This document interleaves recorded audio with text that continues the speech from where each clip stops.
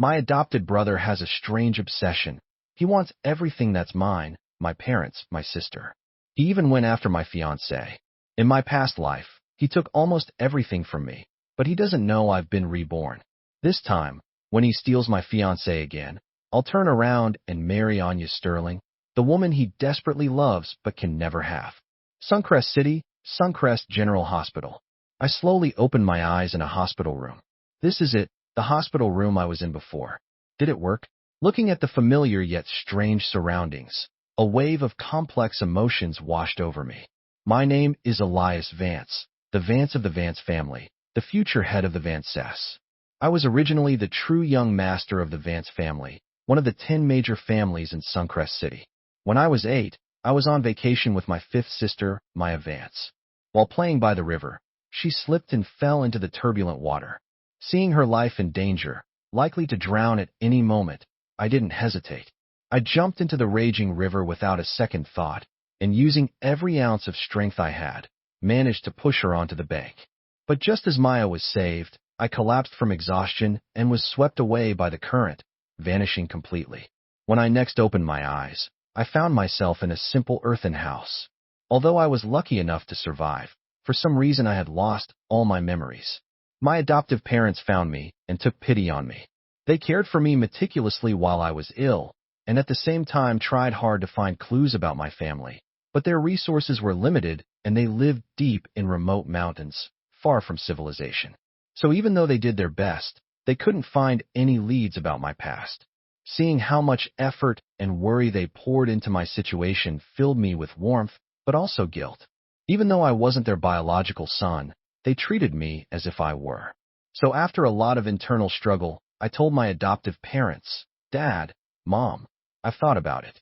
Finding my real parents and figuring out who I am isn't something that can happen overnight. After careful consideration, I think the most important thing right now is to focus on living our lives here instead of spending most of your energy on me. Maybe we should think about my sister, Chloe Vance's, future. That night, my adoptive parents and I talked for a very long time. Even though amnesia had wiped away who I was and where I came from, my innate shrewdness and foresight remained.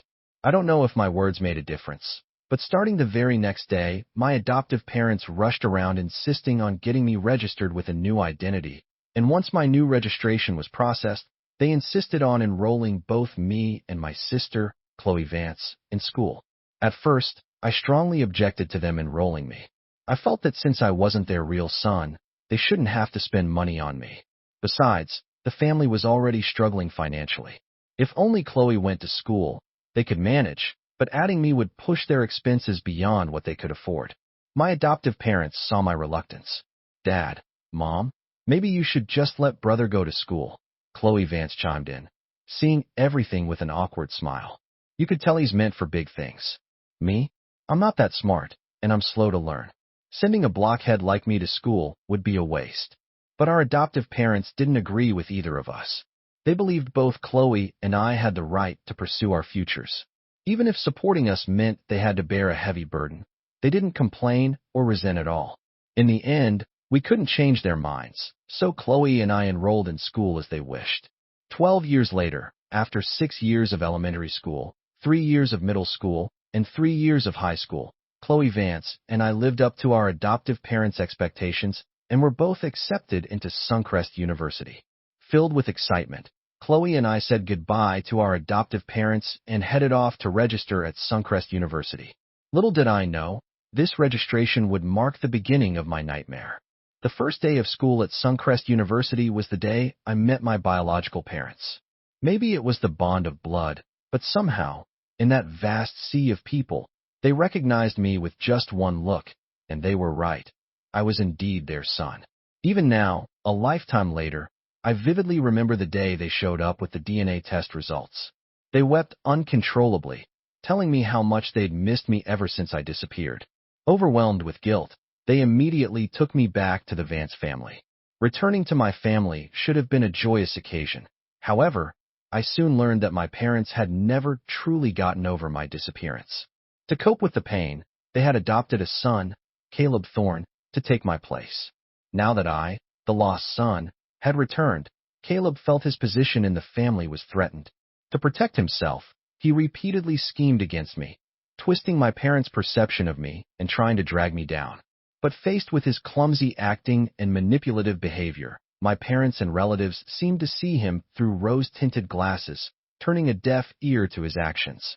In their eyes, Caleb Thorne was gentle, mild-mannered, and utterly incapable of doing anything truly harmful. Whenever Caleb framed me, my parents and sisters would strip me of nearly everything to appease him. Under their protection, Caleb used my research to become a renowned professor. Under their care, he took the business deals I had secured and became hailed as a business prodigy. In my past life, I endured it all because they were my family, but my tolerance didn't earn their true affection.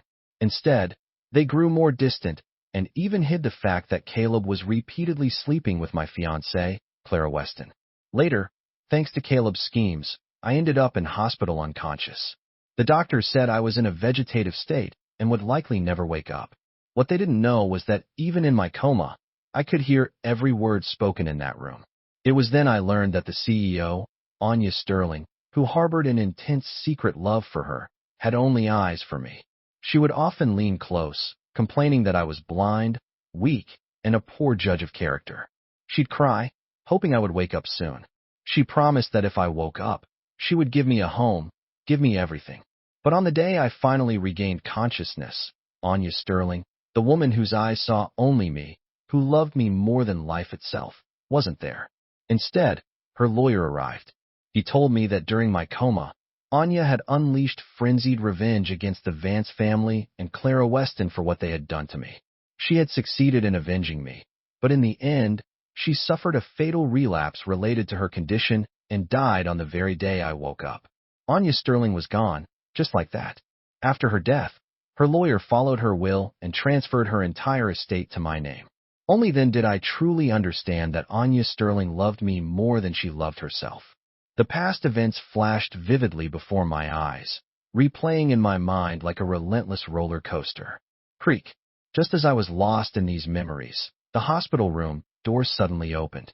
A tall figure entered, a woman in a high-end suit, exuding an icy demeanor that kept everyone at arm's length. She stopped beside my bed, looking down at me with a mocking gaze. Elias Vance, aren't you pathetic? You're the real Vance family heir, yet they tell everyone you're just one of their servants. And on top of that, aren't you blind? Can't you judge character at all? Clara Weston was your fiancée, but she went behind your back, lured into bed by your adopted brother, Caleb Thorne. Not only that, with your wedding date getting closer, she's now pregnant with that manipulative snake, Caleb Thorne's child. Elias Vance, I know you're Clara Weston's lapdog, but she rambled on. Her words were vicious. It was clear from her red-rimmed eyes that her heart ached for me. Splash. Seeing Anya Sterling alive and real before me, tears suddenly streamed down my face like a dam breaking, pouring uncontrollably. No, Elias Vance, what's wrong with you? Get a grip. I just gave you a hard time. Why are you crying? Perhaps because she'd never see me like this, Anya stopped her tirade suddenly, looking flustered. Huff. Ignoring her questions and the tearing pain in my body, I reached out and pulled her into a fierce hug. Anya Sterling, I've missed you so much. Tears streamed down, soaking Anya Sterling's clothes in just a moment. The instant I grabbed her tight, Anya froze completely still. After a long moment, she suddenly turned her head to look at me. Elias Vance, I only said a few harsh words to you. Is this really how you're getting back at me? Anya looked at me, her expression complicated. Everyone in Suncrest City knew how madly in love I was with Clara Weston. As far as Anya was concerned, anyone might betray Clara Weston, but never me. As for why I'd said what I did earlier, she figured I was just trying to get revenge to provoke her. Anya, I wasn't. I meant it.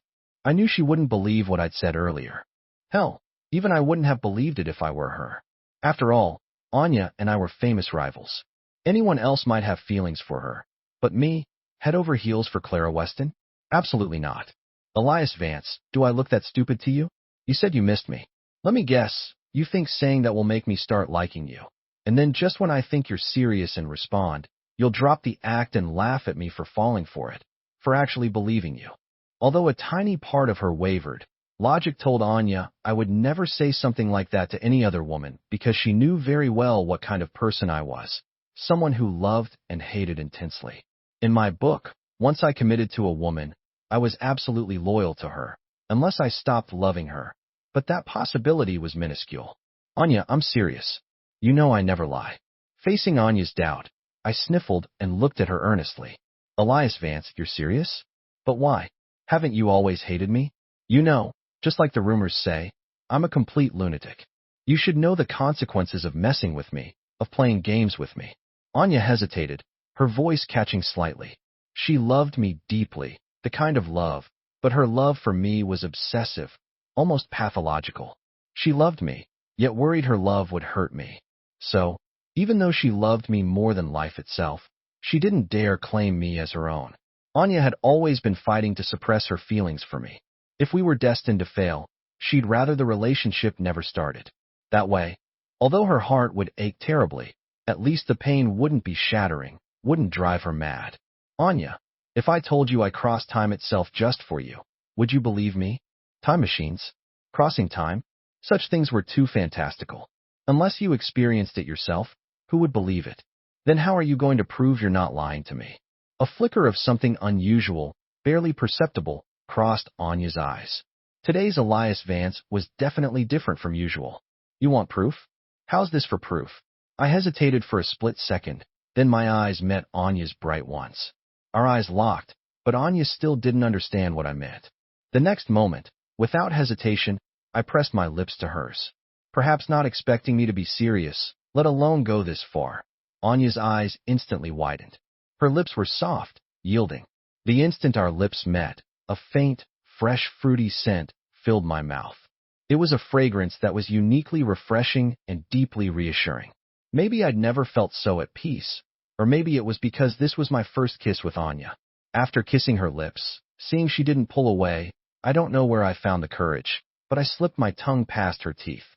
Then our tongues tangled together wildly. Anya and I kissed passionately for about a minute. Perhaps because I was trying too hard to prove my feelings, I wasn't paying attention when she suddenly bit me hard. Anya, are you? Pardon? Didn't you want proof? I just proved it to you. Why did you suddenly bite me? Anya hadn't bitten lightly. The moment she bit down, bright red blood welled up on my lip. Elias Vance, haven't you heard? I'm saving my first kiss for only one person, my future husband. Anya looked at me seriously, her eyes dark and unreadable. I know, I replied firmly. If you know, then why did you still come on to me? Don't you realize that if you mess with me and then leave, it'll kill me? It was true. This was Anya's first kiss, but this kiss from Anya was meant only for me. If I were with her, she would grow old with me, but if I ended up with another woman, she would choose to die alone, remaining faithful to me forever. I know. So Anya, let's get married. How could I not know all this? If this were my past life, maybe I wouldn't have understood, but in this life, I just want to be bound tightly to Anya. If she lives, I live. If she dies, then I'll go with her. Marry me? You want to marry me? A flicker of disbelief crossed Anya's eyes. She had thought I'd just lost my mind, that it was the only reason I'd said what I did before. She never imagined that the first thing I'd say when I opened my mouth again would be about marrying her. My request was completely outside the realm of what Anya had considered, so when she heard those words, it felt like a dream. She couldn't believe what was happening. Yes, I knew how much impact those words had on Anya. I also knew Anya wouldn't be able to accept my proposal right away, but what could she do? Faced with my request, she simply couldn't refuse. Even if I'd said it casually, even if I were just joking, or even if it were just a momentary impulse, she would still agree without hesitation, unconditionally. An hour later, outside City Hall, Anya and I walked out hand in hand. Even though we had just gotten our marriage license at City Hall, making us legally husband and wife, Anya still felt like it was all an unreal dream. Elias Vance, am I dreaming? Inside the luxurious car, Anya gripped my hand tightly, still finding it hard to believe we'd actually gotten the license. No, I replied firmly. No? Then can I take a picture and post it? Make it official. Anya's expression held a trace of joy mixed with caution. She looked hesitant, as if afraid I might get upset. You can, but you can't reveal that we got our license until after the wedding ceremony, I told her. Swish. Hearing this, Anya's initial joy vanished instantly, her face falling. It wasn't hard to see from her expression that she felt incredibly disappointed. Now it made sense. After all, the person I'd always loved was Clara Weston. Now, even though I'd married her, in Anya's eyes, it was probably just an impulsive act or decision made out of spite towards Clara Weston. Anya, I'm not asking you to hide our license because I don't want to make our relationship public, I explained, squeezing her hand tighter when I saw she'd misunderstood. You know me. In the past, I wasn't just weak-willed, I was also blind, unable to judge people properly. So, I want to take this opportunity to make a clean break with the past. Clara Weston and Caleb Thorne's engagement party is in 7 days. If you agree, I'd like to schedule our wedding for the same day, at the same hotel as theirs. I wasn't saying this because I still harbored feelings for my parents or my ex-fiancée, Clara Weston. It's because I plan to give my parents and Clara Weston a big gift on the wedding day. Elias Vance, are you arranging things this way just to use me to provoke your ex-fiancée, Clara Weston? Anya froze, and the hand I was holding trembled uncontrollably. As the heiress of the Sterling family, who took over as head of the family at a young age, it was clear Anya was extremely intelligent and capable, a true leader. Scheduling our wedding on the same day and at the same hotel as Clara Weston and Caleb Thorne's? It was obviously a move designed to provoke Clara Weston. If Clara didn't know I'd married Anya, it might be one thing, but once she found out, it was highly likely that her and Caleb Thorne's wedding wouldn't be able to proceed. After all, Clara Weston had only agreed to get engaged to Caleb Thorne reluctantly to stabilize his emotions and condition. Besides, Anya had always been the unattainable love, the white moonlight in Caleb Thorne's eyes. But while he harbored deep feelings for Anya, she couldn't even be bothered to look at him. Not only that, while Caleb Thorne adored Anya, he also knew perfectly well that I was the one Anya secretly loved, the white moonlight she never dared confess her feelings to. He loved Anya so much, yet her heart and eyes were only for me. Whether it was because of unrequited love or something else, his malice towards me grew stronger and stronger, and his engagement party with Clara Weston in 7 days was his way of getting revenge on me. In my past life, faced with his repeated humiliation and provocation, my cowardly nature would definitely have led me to swallow my anger and endure it silently. But in this life, I was no longer the person I used to be. Knowing everything he had done, how could I possibly let the tragedies of the past repeat themselves? Anya, are you being silly? I looked deeply into Anya's eyes, replying with sincerity. If I just wanted to use you to provoke Clara Weston, there would have been absolutely no need to secretly get a marriage license with you. Getting this license and marrying you wasn't an impulsive decision. On one hand, I'm doing this to get back at Clara Weston for her infidelity, and on the other hand, it's because I truly love you and want to marry you. But what if Clara Weston finds out I'm marrying you and crashes our wedding? Even though I had made myself clear, Anya still felt worried. Will you abandon me then and leave with her? No, I replied. I wouldn't marry a woman with no sense of boundaries. I wouldn't marry an indecent woman, and I certainly won't be played for a fool, ending up raising another man's child. As I said this, a chilling glint flickered almost imperceptibly in my eyes. You know that, hearing my words, Anya froze again. She seemed utterly incredulous that I knew the inside story. Did you also know about Clara Weston's pregnancy? I froze for a moment. I knew about it because my adopted son, Caleb Thorne, told me in my past life. There's no way Caleb Thorne would have told Anya Sterling something like that. So I was very curious about how she found out. Yes, Elias Vance, as you know, the Sterling family has business interests in many different sectors, including holdings in several hospitals here in Suncrest City.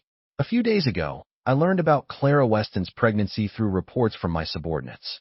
At first, I thought the child was yours, but later I found out it was Caleb Thorne's. I originally planned to tell you, but you love Clara Weston so much, telling you would only cause you more pain and worry, nothing else. So, I thought it would be better to keep it a secret rather than have you live in agony day and night after finding out. It might seem cruel to you, but at least this way you wouldn't be tormented constantly, right? Anya Sterling looked at me like a child who'd done something wrong, uncertain and flustered. Seeing her like that, I couldn't help but feel moved and overwhelmed with emotion. Just as Anya said, if this had happened in my past life, after learning the truth, I definitely would have swallowed my pride out of cowardice and bowed down to Clara Weston. If that had happened, the rest of my life would certainly have been filled with endless pain and suffering. Anya, you're such an idiot. I looked at Anya for a few moments, my gaze complex. Somehow, as the words left my mouth, I couldn't hold back my emotions anymore. I pulled her into a tight embrace, wanting to merge her into myself. That same day, the news of Anya officially announcing her marriage registration spread throughout Suncrest City. Seeing Anya post pictures of the two bright, newly issued marriage certificates, many friends, relatives, and business partners immediately left comments offering their sincerest congratulations. Some friends and family even sent messages asking who exactly Anya had married. Because I had previously told Anya to keep it quiet, when faced with questions from relatives and friends, Anya didn't reveal a single detail about my identity or information. She just told them they would find out who I was on wedding day. Suncrest City, inside a private room at a club. Crash. Smash. Caleb Thorne's face was thunderous. He grabbed an unopened bottle of champagne from the table and slammed it hard onto the floor. Instantly, the bottle shattered, scattering glass and champagne everywhere. Damn it. Who the hell is it? Learning about Anya registering her marriage sent Caleb Thorne into a furious rage. Caleb, calm down. Look, isn't it possible this whole marriage registration thing is just a smokescreen from Miss Anya? You know, the Sterling family has been pressuring Anya to get married lately, so it's very likely she's just pretending to be married to get her family off her back. Also, in the room, Dean Miller saw this and offered his analysis. Dean's right, that's probably what's going on. Otherwise, why haven't we heard anything about this before now? Another man spoke up. Exactly. Besides, doesn't this whole thing seem a bit illogical? Anya is the head of the Sterling family. Someone in a position, even if they were getting married, would normally get engaged first, then marry. She didn't even have an engagement. She just suddenly announced she's registered her marriage. Does that make sense? Yet another person chimed in. I think it's easy to figure out if this is real or not. Anya announced she registered her marriage, right? If that's the case, we just need to call City Hall and check if she's telling the truth. We'll be able to find her registration record. Conversely, if we can't find anything, then it's fake, said another. Everyone started talking at once. Hearing everyone's discussion, the darkness on Caleb Thorne's face eased slightly, his brow relaxing a bit. Without another word, he immediately made a phone call.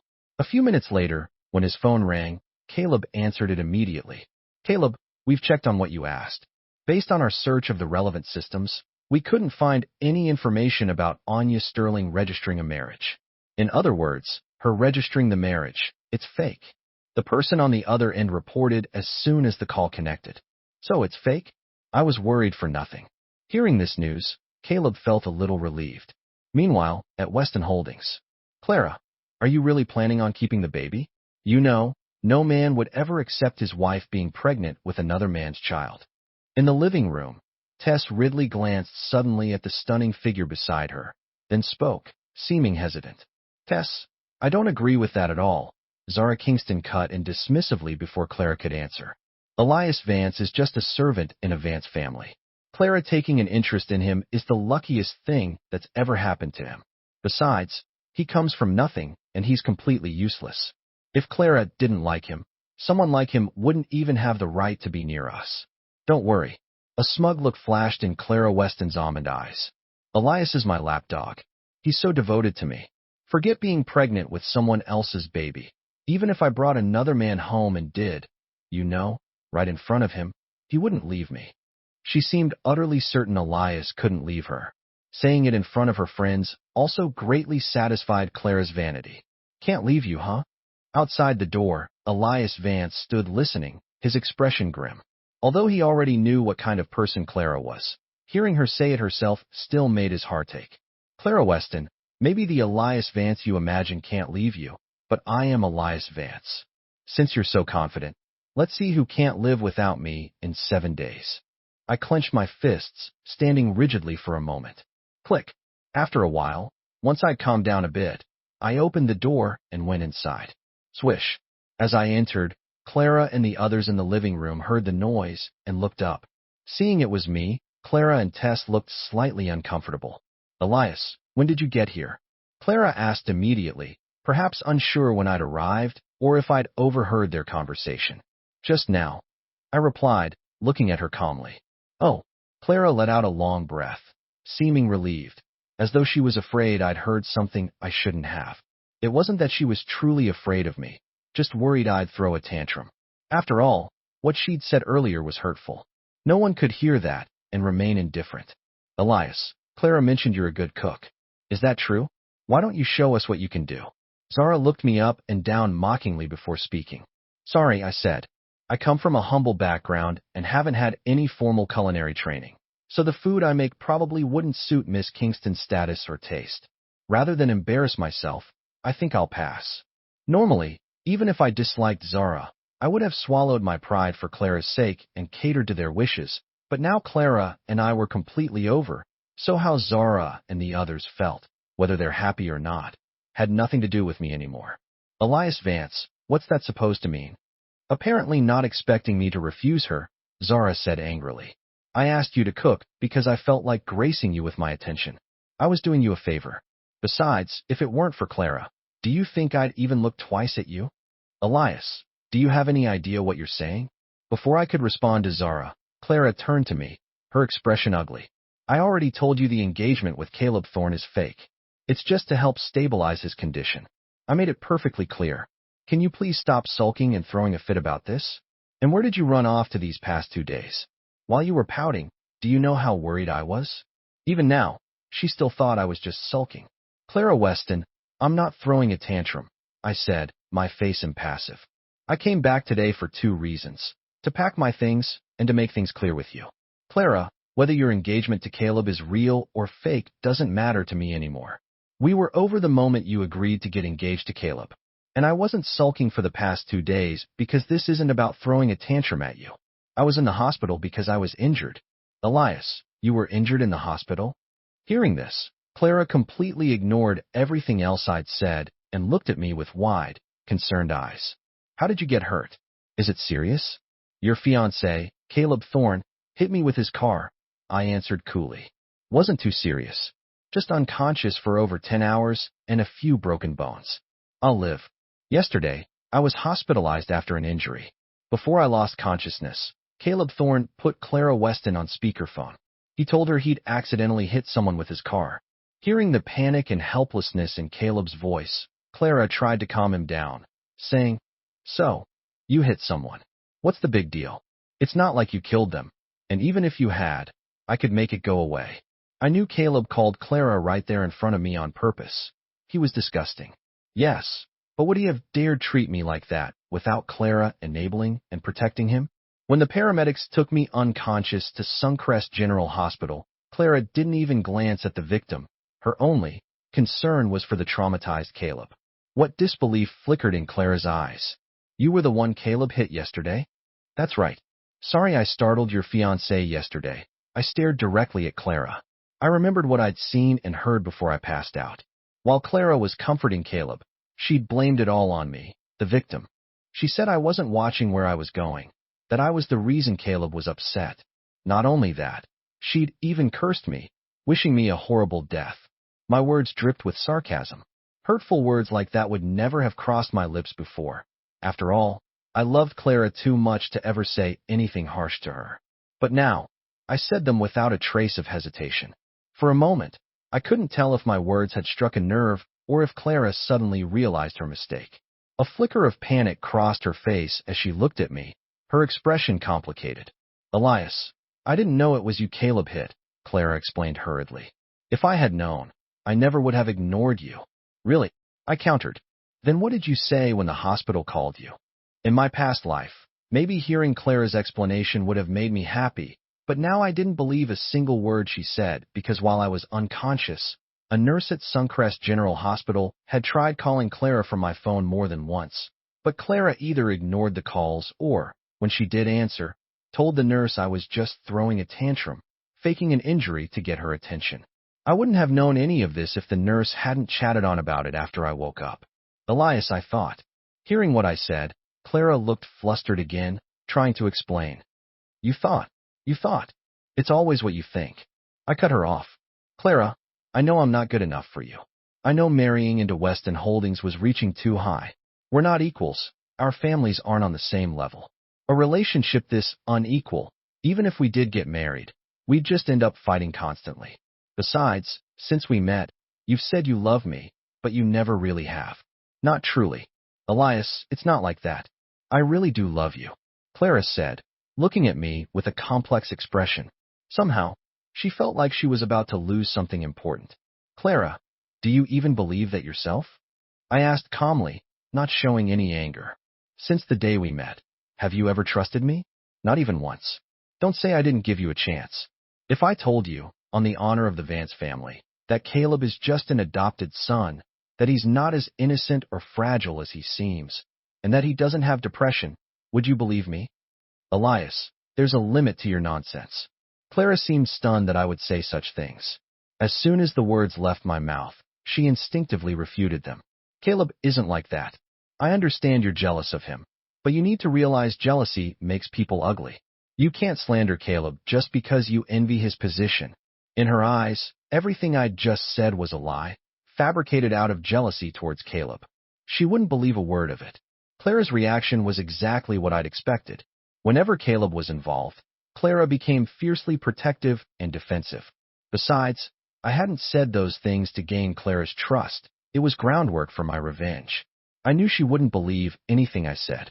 I knew that even if I told the absolute truth, Clara would only believe what she wanted to believe. That's why later, when I finally leave her, reject her, and expose Caleb's true nature, her pain and suffering will be that much greater. I let out a short, self-deprecating laugh. Then without looking at Clara again, I walked straight towards one of the rooms on the first floor. Even though I'm Clara Weston's fiancé, I'm pretty conservative, so even though we live together, I've never touched her. The most intimate we've ever been is holding hands. Clara, maybe you should just give in and apologize properly to Elias Vance, Tess Ridley suggested gently, seemingly noticing the cold way I looked at Clara Weston. Elias Vance might not care for much, but I can tell he doesn't seem like the type to lie. She'd see me ignore Clara and walk into the room. Tess, I don't agree with that at all. I think Elias Vance is just saying that to exploit your guilt and get the upper hand. If you let him get away with this, he'll just walk all over you later, so you can't go soft on him. Elias Vance wants to make a scene? Fine, let him stew. I bet he'll come crawling back to you within 3 days, Zara Kingston said. That Zara is really something else, Tess thought, though she said nothing aloud. Zara's right, Clara said, Zara's words apparently striking a chord while Tess's left her unconvinced. I don't believe Elias Vance would actually leave me. After going into the room, I quickly gathered my belongings. While there were quite a few things that belonged to me, not many were exclusively mine. I stuffed the clothes and items I had bought myself into a backpack, slung it over my shoulder, and walked out of the bedroom. Elias Vance, that's enough of this act. Clara suddenly called out from behind as she saw me leaving. Aren't you just looking for an excuse for me to back down? All right, fine. Just say it was my fault, okay? Even then, she still thought I was just throwing a tantrum, just putting on an act. I completely ignored Clara Weston's shouts, my steps never faltering as I headed for the door. Elias Vance, if you dare walk out that door today, then we are really finished. A flash of anger crossed Clara Weston's eyes when she saw I remained unmoved. Bang! But regardless of what she said, I felt no lingering attachment and walked straight out of the villa, the door closing firmly behind me. Clara, should we go after him and try to talk some sense into him? Tess couldn't stand it anymore, watching me disappear without a backward glance. Elias Vance didn't look like he was pretending today. Clara, you know better than anyone how Elias Vance treats you. Honestly, good, decent men like him are hard to find these days. If you lose him, finding another man as good as him won't be easy. Tess, I disagree. Elias Vance might have looked determined, but when he left, he only took a small portion of his things. What does that tell you? It proves Elias Vance doesn't really want to break up with Clara. He's just putting on a show. If he really wanted to break up with Clara, why wouldn't he take all his belongings at once? Zara's analysis sounded convincing and logical. Under most circumstances, her point would have been valid, but the problem is everyone's different, and I'm not like other men. I wouldn't leave behind things that are mine. Conversely, I wouldn't take things that aren't. Let him go, Zara's words were exactly what Clara Weston wanted to hear. I'd like to see how long he can last out there without me. Although she was angry, she still believed I was just throwing a tantrum, acting childish, and she had a point. I had done things like this before. But every time, I'd ended up caving within a day or two. The longest I ever held out was less than 3 days. It was precisely because of this history that Clara Weston felt she had me completely figured out. After leaving the villa, I called an Uber straight to the place Anya Sterling had arranged for me, Pineview Estates in Suncrest City. The estate grounds were expansive, featuring not only a lake, swimming pool, and golf course, but also numerous rare and valuable flowers, plants, and trees. As I got out of the car, Arthur Sterling came forward to greet me while instructing the household staff to take my belongings. He spoke. Sir, the young miss said that for the next few days, unless absolutely necessary, you should just rest comfortably here at the estate and recover. If you require anything, sir, please just inform the household staff here. As for your whereabouts, sir, rest assured that no one will be able to trace you before your wedding to the young Mississippi. Arthur, where's Anya? I asked the older man beside me as we walked towards the villa entrance. Arthur Sterling was the Sterling family's butler. Well, sir, you and the young miss are getting married, aren't you? Arthur said respectfully as he led me into the villa. The young miss wants your wedding to be absolutely splendid, so she has already started handling the arrangements personally. Normally, this is something we would take care of properly with just a word from her, but the young miss said this is her own affair, and since it's her own, she naturally wants to handle it herself. Sir, to be honest, I haven't seen the young miss this happy, this joyful, in a very long time. That silly girl, Anya, I thought, feeling touched. A sense of secret delight mixed with a little thrill of excitement bubbled up inside me. Arthur, do you have a computer here? Arthur Sterling quickly led me into the villa. I wasn't sure if it was Anya Sterling's idea, but once we were inside, Arthur led me straight to her room. Normally, my principles and sense of propriety would have insisted on separate rooms, but now we were legally married. Besides, Anya was completely unhinged. If I didn't stay in the same room, she'd definitely jump to wild conclusions and imagine all sorts of crazy things. So, to prevent her from spiraling and hurting herself with those paranoid thoughts, I decided to swallow my pride and abandon my usual principles. Sir, if you need a computer, I can arrange to have one delivered, Arthur said respectfully. Of course, if you need one immediately, you're welcome to use Miss Sterling's computer. Arthur, could you have someone give me a MacBook Pro and 2 Samsung flash drives then? I asked. He nodded and left to take care of it. Miss Sterling, the gentleman has just arrived safely at Pineview Estates. After leaving the room and heading downstairs, the moment Arthur stepped outside the villa, he pulled out his iPhone Pro Max and called Anya. However, he didn't bring much luggage with him. Also, I noticed his clothes are rather plain, perhaps a bit dated. Miss Sterling, were you considering perhaps purchasing some Tom Ford suits for him? As the Sterling family's butler, Arthur held his position not just because of his absolute loyalty, but also due to his many exceptional qualities. His sharp eye, meticulous attention to detail, diplomatic approach, and innate understanding of how to serve his masters. For instance, suits. A flicker of delight showed in Anya's eyes as she listened to Arthur's report from her Manhattan office. Understood. Before, she never had a good excuse to buy me gifts, but now that we were married, did a wife need a reason to buy things for her husband? Of course not. Back in the room, after Arthur left, I tossed my backpack onto the king-sized bed and walked over to the walnut desk. A Mac Studio sat on the desk. I sat down and powered on the machine. The Apple logo appeared, and when the password screen popped up, I automatically typed in my birthday. Just like that, the computer unlocked. The first thing I saw was a selfie of me set as the desktop background. How did Anya get a selfie of me? She probably took it secretly with her Leica when I wasn't looking. This was just one of many photos she had of me. The rest were likely saved in batches to an encrypted iCloud album. I easily opened Finder and started browsing through the old photos in the Time Machine backup with amusement. Sir, here are the computer and flash drives you requested. I must have gotten lost browsing because over an hour had passed. I was chuckling at one of the pictures when Arthur came back and carrying a brand new MacBook Pro and the SanDisk drives. Arthur, isn't Anya back yet? Seeing it was already, I asked as I closed the Mac Studio. Sir, Miss Sterling called earlier. She said she won't be back from Wall Street until around a.m., Arthur added, placing the new laptop on a desk. She also mentioned that if you're hungry, sir, you can ask the Michelin chef to start preparing dinner early. Although he hadn't known me long, he could already tell I wasn't the person described in the rumors. No, that's all right. Since Anya isn't back yet, I'll wait and eat with her when she returns. I waved dismissively at Arthur's suggestion. We exchanged a few more words before he turned and left the bedroom. As soon as Arthur left, I opened the new MacBook Pro and waited for it to start up. Meanwhile, once Arthur was clear of the room, he pulled out his phone and called Anya again. On the call, he reported on my status and repeated what I had said. Hearing that I had used her first name with Arthur and that I wanted to wait to have dinner with her, Anya felt a surge of joy and excitement. She immediately urged her driver to get the Maybach moving faster. Back in the room, once the new laptop booted up, I connected to the encrypted Wi-Fi and immediately used my skills to hack into the Summit Plaza hotel security system. Maya Vance, Caleb Thorne, what will you two do when a surveillance video from the presidential suite leaks right after your engagement party in 7 days? A few minutes later, after running a penetration test using Kali Linux, I had downloaded a KHD video clip to my local drive via the Tor network.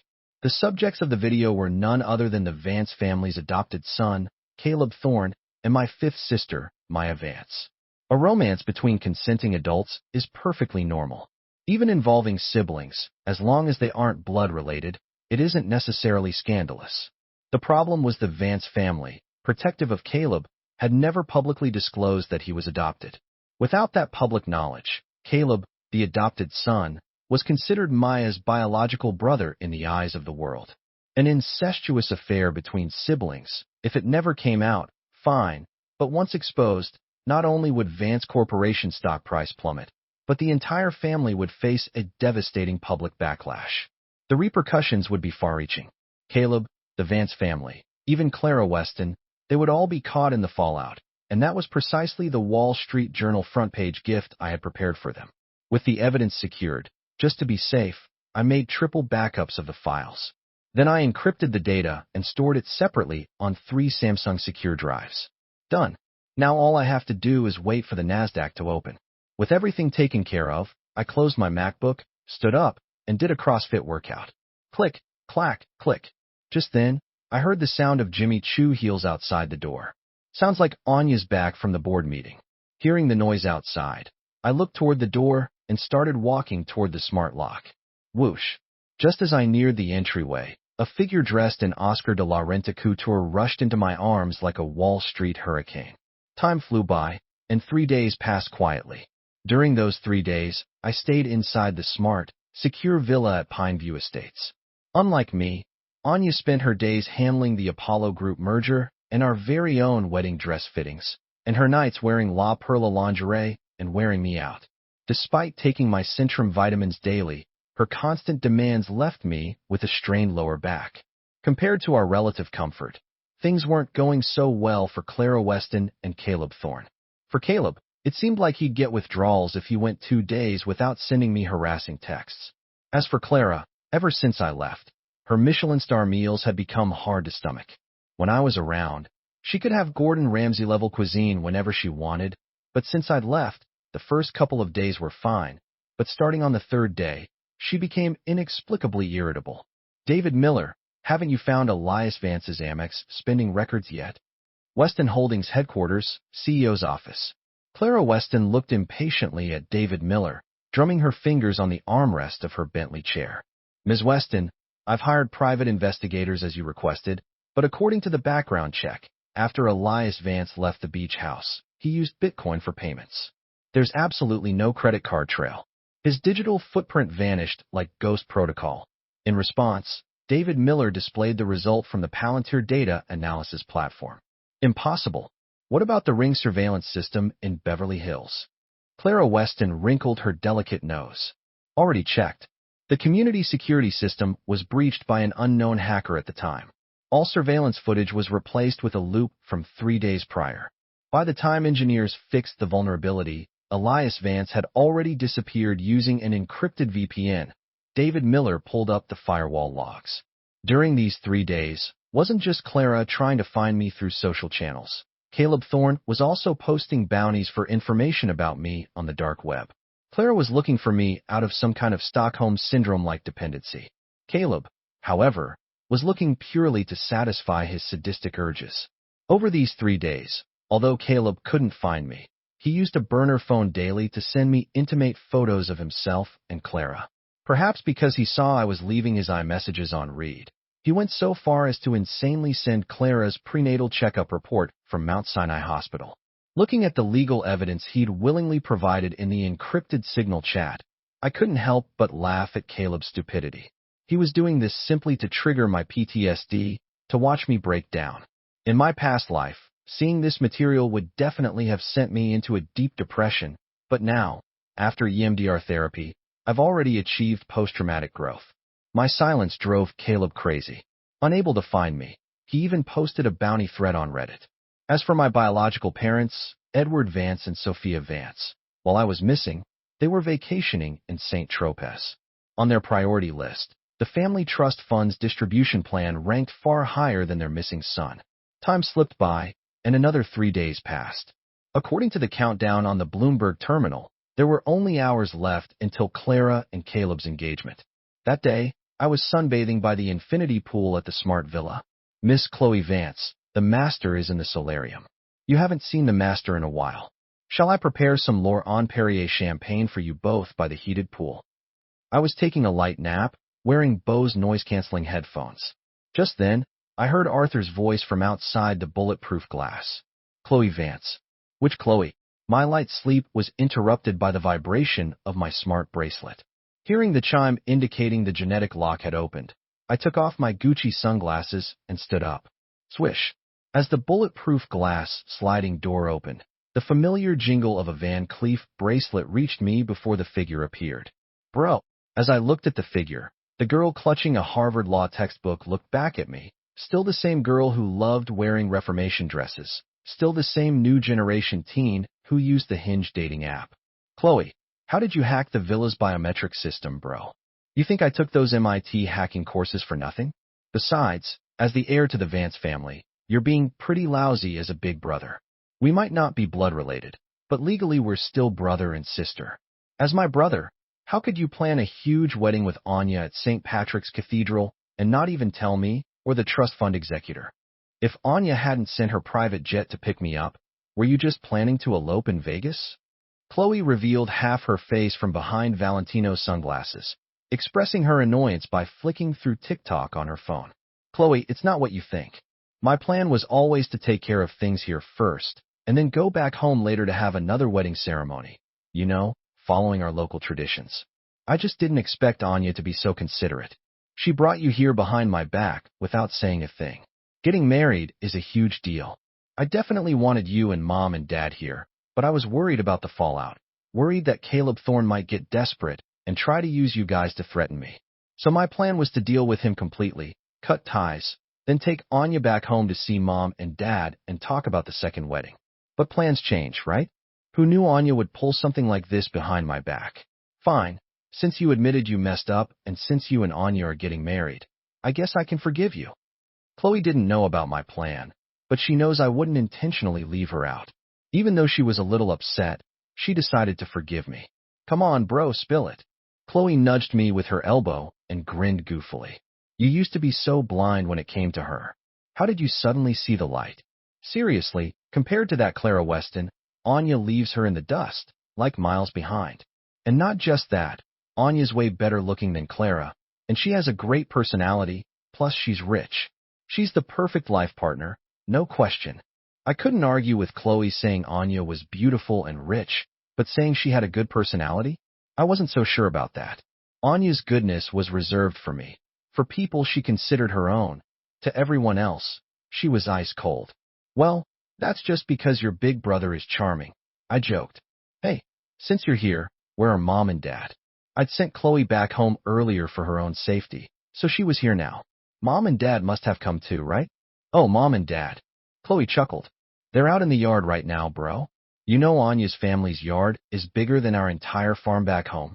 When Mom and Dad saw all this space, they just couldn't get over letting good land go to waste. Seriously, they think it's a shame not to be growing crops or vegetables here. I knew exactly what she meant. For wealthy people, it's about lifestyle and ambience, but for mom and dad, coming from the countryside, it's about sustenance. In their minds, letting good earth sit idle is just disrespectful to the land. That afternoon, after lunch with Chloe and my parents, Anya cleared her schedule to take them shopping downtown on Rodeo Drive. Even though Chloe and my parents aren't related to me by blood, Anya treated them like family. You know, love me, love my dog. She bought them piece after piece of custom Balmac clothing. And not only that, Anya usually spends money like water without batting an eye, but she was really considerate of my parents' feelings. For instance, those Brunello Cucinelli jackets costing thousands, maybe even tens of thousands of dollars, she somehow passed off as discount fine from TJ Maxx. I knew she did it because she didn't want my parents to worry about the cost. They live pretty simply. After all, the most expensive thing they own probably didn't cost more than $1. If they knew those jackets cost thousands, their frugal natures would make them feel terrible and anxious. While things were warm and happy over here, Clara Weston was getting increasingly agitated. David, have you found any sign of Elias Vance yet? Tomorrow is her engagement party with Caleb Thorne. Usually, when Elias threw a fit and ran off, he'd be back within 3 days, but it had been 6 days now. It was like he'd vanished in thin air, not a single word. Clara had kept her cool at first, but now a sense of panic kept creeping in. It felt like she was really about to lose him. Ms. Weston, I've mobilized the Trident reconnaissance team, David Miller reported. But even with them, we haven't located Mr. Vance. Ms. Weston, do you think maybe he's holed up in one of those crypto mines, lying low just to spite you, make you worry? Before Clara could respond, he quickly added, Ms. Weston, maybe this isn't the time, but my Palantir analysis shows his behavior patterns this time are significantly different. Usually when Mr. Vance throws a tantrum, he surfaces within 3 days, but this time his digital footprint has completely vanished. Frankly, I wouldn't believe it was possible without NS-level tech support. Also, your engagement party is tomorrow. If Mr. Vance doesn't show up by the end of today, the predictive models show in percent probability he's planning some kind of legal countermove. Like what? Clara asked. Her head had been throbbing for days over Elias, and she wasn't immediately grasping David's implication. Like the FBI showing up at the engagement party tomorrow with a search warrant, or the SEC launching a surprise audit on Weston Holdings? David Miller pulled up the results from the risk management model. Ruin my engagement to Caleb? If he really dared, I wouldn't blame him. In the past, hearing something like that, Clara might have accused me of being unreasonable, but during the days I was gone, Clara actually started hoping I would do something like that. After all, if I actually made a move at her engagement party, it would prove I still loved her. If I didn't show up, she wouldn't necessarily feel reassured. Anyway, Clara's feelings right now are incredibly complicated. On one hand, she's afraid I'll take legal action. On the other, she's hoping I'll show up. Mr. Thorne, based on my micro-expression analysis of Clara, her dopamine patterns indicate a deepening dependency on you. Furthermore, today when I mentioned to Clara the possibility of Elias taking legal action regarding your engagement party tomorrow, her galvanic skin response showed a percent increase in anticipation. Mr. Thorne, I advise you to contact O'Malley and Pierce beforehand. Otherwise, if Elias shows up with a federal judge, it could get messy. That evening after work, David Miller didn't return to his Upper East Side apartment. Instead, he went to an exclusive members-only club in the heart of Manhattan. Don't worry, I'm not afraid of him pursuing legal channels, Caleb Thorne said, hearing David's words, his expression flickering. If he doesn't show up, my hedge fund's plan to short Vance Corporation stock falls through. In the past, he always felt he had the upper hand with me. But this time, the me who used to be insecure and weak managed to turn the tables with an SEC complaint. Caleb had Clara wrapped around his finger, but in the last few days, because of my disappearance, Clara's attitude towards Caleb had cooled. Before, whenever Caleb faked a panic attack, Clara would rush to his side, frantic with worry. However, my disappearance upset that balance. From Caleb's perspective, my actions must be part of a complex business counterattack. He doesn't know that I'm not doing this as a business tactic. I genuinely don't want Clara anymore. Furthermore, The reason Caleb hopes I'll make a scene at his engagement party is precisely because he wants my overreaction to trigger restrictive clauses in the prenuptial agreement. You see, the Vance family prioritizes its business reputation above all else. This engagement party was approved by the board directors. Although they know the marriage is just for show, a capital maneuver that could be dissolved later, even as a performance, they won't tolerate anything that could damage the stock price. If I were to take action, I might succeed, but doing so would also trigger an SEC investigation. Besides, the reason Caleb is marrying Clara isn't because he genuinely loves her. It's because Clara was my ex-fiancée. Anything that was mine, he had to take. Now Clara belongs to him, and she's even carrying his child. Even if I managed to win Clara back, I'd still have lost to him. Not only that, but just the other day, he sent me the genetic test report confirming Clara's pregnancy via encrypted email. Seeing the woman I once loved pregnant with another man's child. It would be one thing if it were some stranger, but it had to be Caleb, the very person who ruined me with insider trading. For me, this is probably more agonizing and painful than any failed business merger. Seeing me suffer, seeing my distress, only makes Caleb feel more delighted and satisfied. Darling, tomorrow we're getting married. After tomorrow, the Wall Street Journal will know who your husband is. So tonight, be a dear. Show some mercy, and let me go to the study to handle the Apollo Group merger, okay? Since moving into Pineview Estates and sharing a room with Anya, she hasn't let up. She's either tempting me in La Perla silk pajamas or pouring Macallan down my throat. The crucial part is, every time she makes demands on me, the next day she has her private doctor give me a vitamin C drip. In just a few days, my body fat percentage has dropped from percent to percent, and I have to perform while wearing a fracture recovery brace. Who the hell can stand this?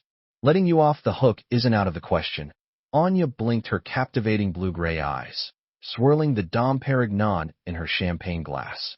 How about this? We reduce the number of times tonight. What about 6 positions from the Kama Sutra? Isn't 6 a bit much? How about this? What about the traditional missionary position? Just give me a break tonight. Let me look at my Bloomberg terminal. Tomorrow morning is the crucial moment for shorting Vance Corporation. You wouldn't want your husband nodding off when NYSE opens, would you? Facing her Queen of Wall Street aura, I didn't dare refuse directly. I could only use capital maneuvers as a shield.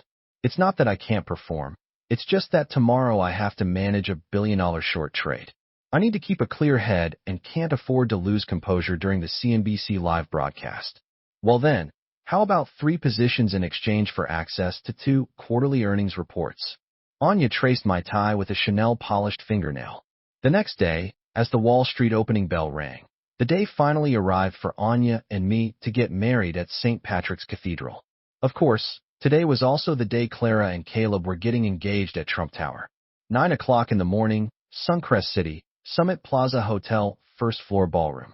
The hall was already buzzing with activity, packed with prominent figures from Suncrest City's upper crust.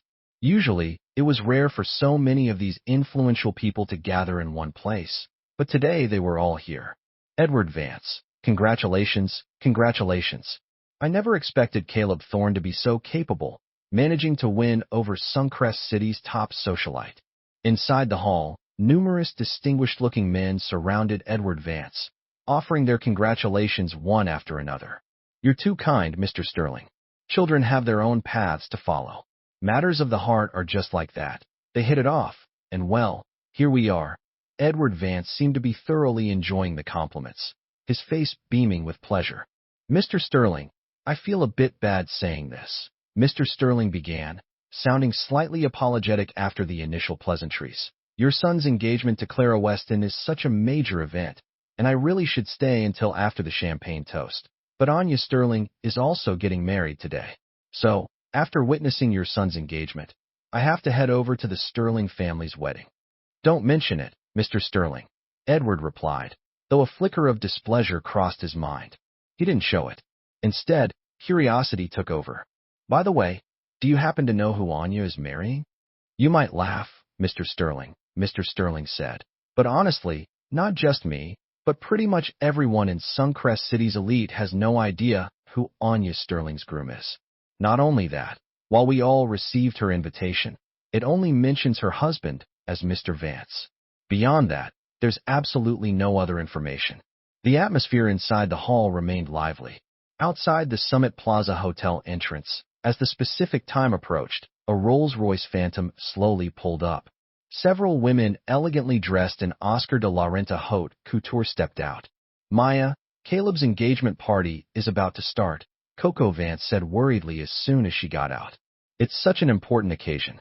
That bastard Elias Vance won't show up and cause trouble, will he? Relax. Even if Elias had 10 times the nerve, he wouldn't dare make a scene on Vance family territory, scoffed Maya Vance, the eldest sister, dismissively. TCH. Just then, behind the luxury car they had arrived in, a Maybach Acceleradio stopped. As the car came to a halt, a valet already waiting nearby quickly stepped forward and opened the door. As the door swung open, I stepped out, dressed in a Brioni haute couture suit. Jessica, look, isn't that Elias? My appearance immediately caught the attention of the 5 Vance sisters who had just gotten out of their car. Elias Vance, what are you doing here? Let me tell you, this is not a place you should be. Furthermore, today is Caleb's engagement day. If you dare cause any trouble, I absolutely will not let you off the hook. As the 5 Vance sisters stared at me, my gaze swept over them briefly. Then I looked away, giving them no further attention. Our encounter here today was no accident. It was the result of my careful planning. Of course, the Vance sisters knew nothing about this. They all assumed I had crashed the party, intending to ruin Caleb's engagement celebration, especially the 5th sister, Maya Vance. The moment she saw me, she strode furiously towards me and yelled, Maya Vance, stop being so full of yourself, all right? Don't worry, I'm not here today because of your family's stupid business. I'm here for my own wedding. I wasn't surprised by Maya's hostility, merely stating the facts calmly. You're here for your own wedding? Maya's eyes filled with scorn as she looked me up and down. Elias Vance, don't you think you're ridiculous? Do you know where you are? This is the Summit Plaza Hotel. The minimum cost for a wedding here starts at $5 million. What's more, you don't even have a girlfriend, and you're saying you're getting married to Anya Sterling? What if I told you I am marrying Anya Sterling? Although she was just mocking me, her sarcastic remark hit the nail on the head. I was indeed here to marry Anya. Huh. Maya laughed mockingly. Elias Vance, take a look in the mirror. You're not even worthy to carry Anya's shoes. Why would she ever look at you? Her eyes glinted playfully, clearly disbelieving a word I said. Believe it or not, I don't care, I retorted, a humorless smile playing on my lips. And another thing, anyone in the world can badmouth me, slander me, but you, Maya Vance, you don't have that right. Don't forget, 8 years ago, if it weren't for me, you'd be dead. If I had known back then how you would treat me later, I would never have risked my life to save you. After all, a venomous snake like you, repaying kindness with hatred, doesn't deserve to live. Facing her ridicule, instead of getting angry, I laughed, finally saying aloud right in front of the other 4 sisters the words I had held back for years before my rebirth. My words were calm, but the moment I spoke, Maya froze, a complex expression clouding her face. Others didn't know the real reason I disappeared all those years ago, but Maya knew everything. As the heir to the Vance family, my position was undeniable. After I went missing trying to save my 5th sister, Maya, she twisted the facts. Afraid the family would blame her, she told our parents I'd disappeared because I was being reckless. She also claimed that while she tried to save me, the current was too strong, and just as she was about to reach me, I was swept away. After hearing her account, our parents, though still somewhat resentful, weren't nearly as angry with her. Furthermore, after I returned to the family, Maya tested the waters with me. When she found out I had amnesia, she relentlessly fed me that same story, trying to brainwash me. She repeated it so often she eventually started believing her own lies. Elias Vance, what are you implying? My words were loaded, and the other 4 sisters weren't stupid. They could clearly hear the undertone. It means exactly what you think it does about what happened all those years ago. Maya lied to you. She claimed I fell in the river because I was fooling around. But was I really the one fooling around who fell in? And she claimed she jumped into the river to save me? This woman who can't even doggy paddle, a complete landlubber, would jump into raging rapids to save someone? Do you really think that's possible? I asked, looking calmly at the other 4 sisters. Elias, stop. My words sliced through Maya's pretense like a scalpel. As the truth spilled out, some of Maya's long-buried memories started to resurface. Perhaps recalling what really happened back then, she cried out, her body starting to shake uncontrollably. Although she didn't explicitly admit I was telling the truth, her reaction told the other four sisters everything they needed to know. Maya Vance, mark my words, what goes around comes around. Those who do wrong will eventually face retribution. And you, I said, looking straight at her, enunciating each word, will soon face the judgment you deserve. Elias Vance, even if everything you said is true, so what? You're still alive, aren't you? Besides, that was years ago. It's all in the past. What's the point of dredging up the past like this? Seeing me press the issue, Kate Vance suddenly stepped forward and snapped at me. It's easy to talk when you're not the one who suffered, Kate Vance, but don't worry. Soon enough, you'll face the consequences you deserve, just like Maya. Let's see if you can still act so tough then. I already knew the true colors of the five Vance sisters all too well. 12 years had been enough for them to completely wear away any bond of kinship we once shared. In their eyes, I was now just an insignificant nobody. Why would they care if I lived or died? Half an hour later, Hotel Banquet Hall, first floor. As a string quartet began to play, Caleb Thorne stood on stage, looking exceptionally handsome in a custom Tom Ford suit. Beside him, Clara Weston wore an Elie Saab haute couture gown. The two of them, a picture-perfect couple, standing beneath the crystal chandelier, they looked like screen idols from Hollywood's golden age. In stark contrast to the dazzling couple on stage, I stood back in the shadows near the entrance, a cold observer to the unfolding farce. On stage, Clara maintained a polite smile, but her eyes darted restlessly. Her gaze swept across the room as if searching for someone. Suddenly, her eyes found me near the entrance. Her pupils contracted instantly as our gazes locked.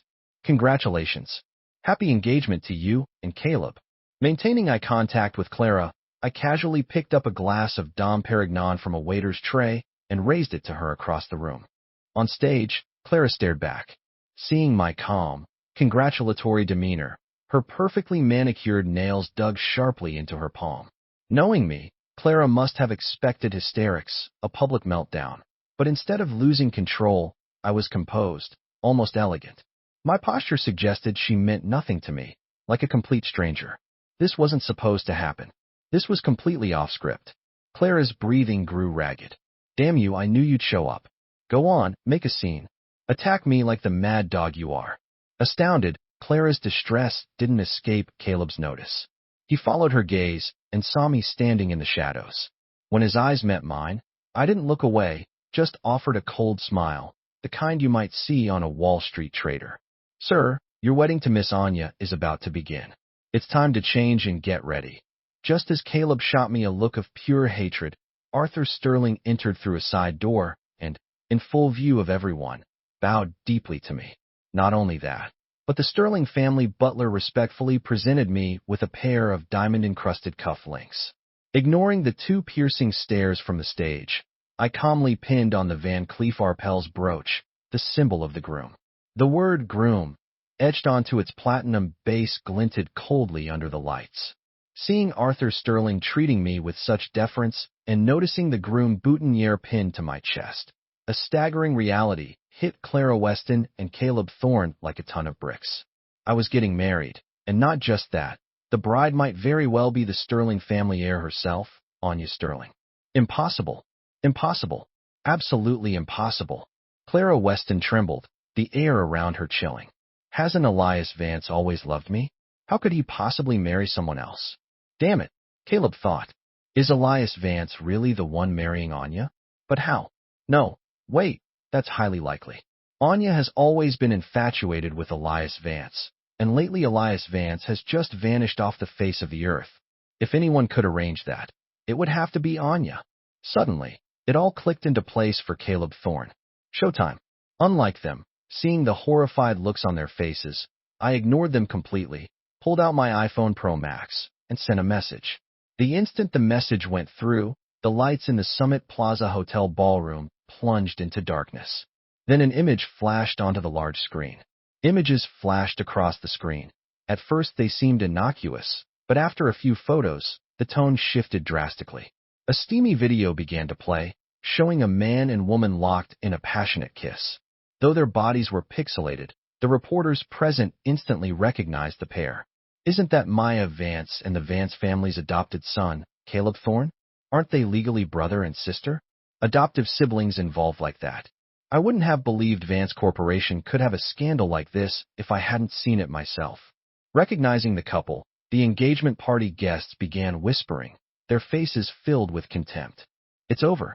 It's all over. The moment Maya Vance saw the video, she froze, trembling uncontrollably. The other Vance family members looked on, their faces contorted with rage. Turn it off. Turn it off now. Coco Vance roared, turning to see the screen, her eyes practically bulging with fury. Slap. Clara Weston, seeing the video, slapped Caleb Thorne hard across the face. So this is the real you, Caleb Thorne? You make me sick. Clara realized with horror she'd become the laughingstock of Wall Street.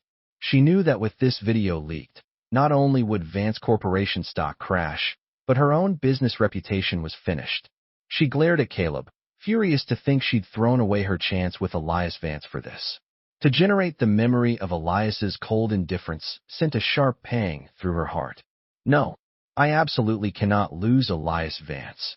Hitching up her Valentino skirt, Clara ran after me in her Manolo Blahnik heels. Meanwhile, seeing my plan had succeeded, I turned and headed towards the wedding venue on the second floor. Bastard! Utter bastard! Edward Vance roared in the VIP box, smashing his crystal whiskey glass. How could the Vance family raise such filth? Sophia Vance immediately got on the phone with the crisis PR team.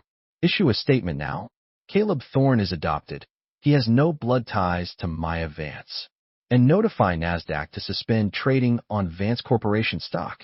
Coco Vance quickly ordered the Vance family security team to secure the area, hustling Caleb and Maya into a waiting bulletproof Mercedes. Coco Vance, do you think Elias Vance could be behind what happened today? Don't forget, when we ran into him at the hotel entrance, he warned Maya there would be payback. And then less than an hour later, this scandal breaks. Coco Vance analyzed, her brow furrowed. Even without direct proof, Elias Vance is definitely involved somehow. Maya Vance slumped onto the leather sofa, her face deathly pale. A wedding preparation suite on the second floor of the Summit Plaza Hotel. The makeup artist was adjusting my custom Tom Ford suit. By now, Caleb Thorne's scandal was trending on Twitter. Related topics had blown past 1 million views. The Vance family's hastily issued statement only fueled the media firestorm. Sir, it's time. Just as the makeup artist finished the final touches, Clara Weston burst into the room. Elias, this marriage to Anya, it's fake, isn't it? You're only doing this to get back at me. Clara Weston grabbed the cuff of my Brioni suit, tears smudging her carefully applied mascara. Clara Weston, we're done. I coldly pulled my arm away. The Van Cleef Arpels cuff links glinted under the lights. I don't believe you. You loved me for 10 years. We can start over. I'll get rid of the baby right now. She fumbled frantically in her Hermes bag for her phone. Is this your love, Clara Weston? Showing up at my wedding pregnant with my enemy's child? Is this your love? Helping Caleb Thorne fake a depression diagnosis? Is this your love? Using Weston Holdings' liquid assets to cover his gambling debts? I leaned in close to her perfectly made-up face, catching the familiar scent of her Jo Malone perfume. You? How could you know? Clara Weston stumbled backward, knocking over a bottle of La Prairie Skin Caviar Essence on a vanity. From the very first time he got a room with him at the Hampton, the Kroll investigators I hired documented everything. And just so you know, the DNA report for the child you're carrying is already on file with the SEC. Now, get out of my wedding. It's the only way Weston Holdings might retain a shred of dignity.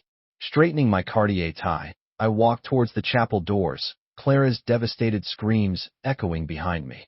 As I walked down the aisle towards Anya Sterling to the strains of the wedding march, CNBC was broadcasting live coverage of Vance Corporation's stock plummeting %. Anya Sterling, her hand adorned with a Harry Winston diamond ring, took my arm. Facing the Wall Street Journal cameras, she flashed a triumphant smile. Thank you all for witnessing the union of the Sterling and Vance families, she announced. Our first joint venture will be the acquisition of a % stake in Weston Holdings. Dad, Mom, it's confirmed. The man Anya Sterling married, It's Elias Vance. The Vance family. After what happened today, Caleb Thorne and Maya Vance were both grounded. Only after dealing with those two did Coco Vance and the others find out about my marriage to Anya. What? The person Anya married is Elias Vance? That little bastard. He carries the Vance family blood. How could he get married, something so important, without discussing it with us first? Hearing this news, Edward Vance's head throbbed violently. It was only then that they remembered I was their biological son. Edward, Sophia Vance said, while what Elias did was wrong, this isn't necessarily bad for the Vance family. The Sterling family's wealth and influence are far greater than Weston Holdings. If we have the Sterling family's support, the Vance family's status will definitely rise several levels. Although Sophia Vance was also unhappy about it, the thought of Anya's status made her expression soften slightly. Yes, you're right. Edward Vance nodded slightly. All right, call Elias Vance right now. With such a huge mess happening at home, tell him to talk to Anya and ask her to help us minimize the impact of the family scandal. Sophia Vance didn't hesitate. She immediately took out her phone and called me. The line rang until just before it would have gone to voicemail. Then I finally answered. Elias Vance, I hear you married the Sterling family heiress? Sophia Vance asked as soon as I picked up. Sophia Vance, who I marry. Does it have anything to do with you? I knew the Vance family would call, which is why I hadn't blocked their number. I didn't do this out of any lingering affection for them. I just wanted to thoroughly dismiss them, let them taste the pain I once suffered. Elias Vance, how dare you speak to me like that? I'm your mother. What's wrong with me caring about you? Caught off guard by my words, Sophia Vance paused, clearly taken aback. Sophia Vance, are you going senile? I retorted sarcastically. Aren't I just your family servant? Whenever I used to call you Mom, you'd look disgusted and order me not to step out of line. Now that I'm doing as you instructed, you're unhappy? Looks like you can dish it out, but can't take it. Elias Vance, Mom's previous arrangements were indeed inappropriate, Sophia Vance said, cornered by my words. She fell silent for a moment, composed herself, and then, but Mom did it for your own good. Yeah, right, everything was for my own good. I scoffed. For my own good? You slandered me? You humiliated me? For my own good. Whatever Caleb Thorne said was law. Sophia Vance, don't you find your whole family utterly disgusting? When I treated you like family, you treated me like dirt. Now that I don't care about you anymore, you suddenly remember me. Huh? Don't you think you're pathetic? And let me tell you something else. I will repay you for everything you've done to me over the years. Also, from the moment you started hurting me, there was nothing left between us. Instead of wasting time trying to get close to me, you should be thinking about how you're going to face the retaliation from Weston Holdings. Knowing Clara Weston, she absolutely will not tolerate being deceived. That's all I have to say. You're on your own. Click. I said everything I wanted to say, then without waiting for Sophia Vance to respond, I hung up on her. To prevent Sophia Vance and the others from harassing me again, I blocked all of them immediately. Meanwhile, after hearing my words and leaving in distress, Clara Weston first went to Suncrest General Hospital to have an abortion. After the procedure, she had someone investigate Caleb Thorne. The next day, after some maneuvering, Clara Weston quickly obtained information on Caleb Thorne. Fake. It was all fake. I can't believe I was played for a fool by someone like him. After reading the file, Clara Weston's head was spinning. To think she had hurt Elias because of a liar. Ms. Weston, David Miller said gently. The doctor said you just had surgery. You need to rest and shouldn't get upset. Although David Miller had close ties with Caleb Thorne, even she hadn't expected Caleb to be this kind of person. Seeing Clara Weston's fury, she inwardly cursed, then tried to placate Clara. David Miller. Clara snapped, ignoring the attempt to soothe her. Notify everyone immediately. Effective now. Cease all corporate cooperation with the Vance family. She had only one thought in her mind. Make Caleb Thorne and the Vance family pay. Ms. Weston, shouldn't we reconsider this? David Miller pleaded. Caleb Thorne may have deceived you, but the Vance family is innocent. Also, there's something I'm not sure if I should say it. David Miller hesitated, then spoke tentatively. David Miller, if you have something to say, just say it. Clara Weston frowned at her hesitation. Ms. Weston, David Miller said, bracing herself. According to what I've heard, some say that Elias Vance is the true young master of the Vance family. Who did you hear this from? Clara Weston froze. If this news was true, then attacking the Vance family would only increase Elias's disgust for her. Ms. Weston, I heard this from a Vance family's household staff, David Miller explained. They just said that it seems the Vance family doesn't treat Master Elias Vance very well. Damn it! How dare the Vance family treat Elias Vance like this? Since they dared to bully Elias Vance, there's no reason for us to hold back against the Vance family. David, use all of Weston Holdings' resources to strike back at the Vance family with full force. It would have been one thing if she hadn't known about my connection to the Vance family, but after finding out, this knowledge didn't deter Clara Weston from wanting revenge on the Vance family. On the contrary, from Clara Weston's perspective, if the Vance family had revealed my identity sooner, perhaps things between us wouldn't have reached this point. Therefore, she believed it was all Caleb Thorne and the Vance family's fault. As for her, she felt she was merely deceived by the Vance family and Caleb Thorne. As I mentioned before, Clara Weston is decisive and vengeful, the type to hold a grudge and exact revenge for even the smallest slight. That very day, Weston Holdings announced it was terminating its partnership with the Vance family. Upon hearing the news, Edward Vance tried calling Clara Weston repeatedly, but none of his calls went through. At the same time, following Weston Holdings' announcement, several business partners who had only worked with the Vance family due to their affiliation with Weston Holdings also quickly pulled out, unilaterally ending their cooperation. After this series of cancellations, the Vance family's business, which had been managing to operate, faced a cash flow crisis within just a few days. Not only that, but at this critical juncture, one scandal after another involving the Vance family was exposed in the media. The exposure of these scandals to some extent accelerated the Vance family's downfall. In less than a month, Vance Corporation was forced to declare bankruptcy due to severe internal losses. Even after selling all their properties and luxury cars, the Vance family couldn't cover the debts incurred by the corporation's losses. Without the protection of the family business, the quality of life for Coco Vance and the others plummeted. Coco Vance was reduced to being a mere salaried worker. Kate Vance was blacklisted by powerful industry figures after being exposed for her diva-like behavior. As for Maya Vance, she ended up becoming an escort to make ends meet. Rumor had it that many wealthy young men and women within their social circle, whom Maya Vance had previously bullied, specifically requested her services. Ultimately, unable to bear the humiliation, Maya Vance took her own life. Compared to her, Edward Vance and Sophia Vance didn't fare much better. One suffered a stroke that left him paralyzed and unable to care for himself, while the other couldn't handle the blow, went mad, and was sent to a psychiatric hospital. Compared to their fates, Clara Weston's situation was somewhat better, but ever since losing me, she fell into deep regret and self-blame. I heard that Clara Weston, consumed by longing for me, often engaged in self-harm. Seeing her state, Weston Holdings attempted compulsory treatment. However, contrary to expectations, the forced treatment didn't improve her mental state. It actually worsened. Seeing this, Weston Holdings gave up on her and supported another family member to take her place. Compared to them, ever since Anya Sterling and I got together, we became the model couple everyone envied. Usually, no matter how busy Anya Sterling was, I'd stick close to her side like a shadow. Seeing this, Anya Sterling never complained. On the contrary, she seemed to quite enjoy it. Just like that, a month and a half later, Anya Sterling found out she was pregnant with our baby. That same day, I posted about Anya Sterling's pregnancy on my social media feed, attaching a picture of her pregnancy test results. Several months later, Anya Sterling safely gave birth to our children. They were twins.